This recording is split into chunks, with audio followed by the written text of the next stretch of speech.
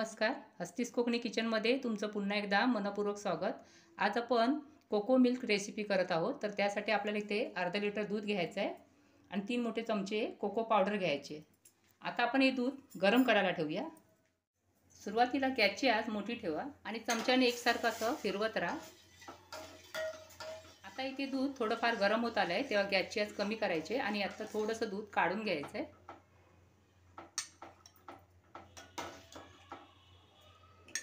तर 2 मोठे चमचे मी काढून घेतलेले आहे, म्हणजे 2 पळीवर काढून घेतलेलं आहे.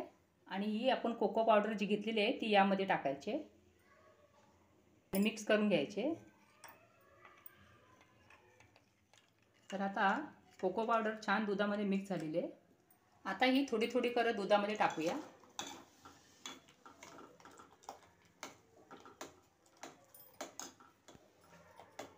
आणि एकसारखं असं ढवळत राहायचं आहे. गॅसची आच आता इथे मध्यम करायचे. कोको पावडर छान अशी मिक्स झाली दुधामध्ये की यामध्ये आपल्याला काजू बदाम टाकायचे. तर मी ते 7-8 काजू आणि 7-8 बदाम असे घेऊन तुकडे करून यामध्ये टाकले आहे.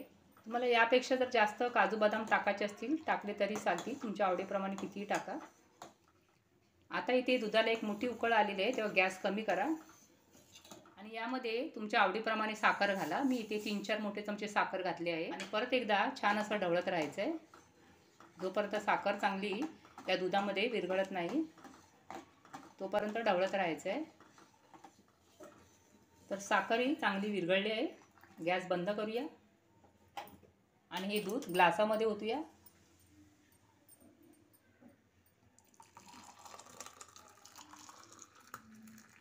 आता यामध्ये आपण कॅडबरीचे तुकडे टाकूया.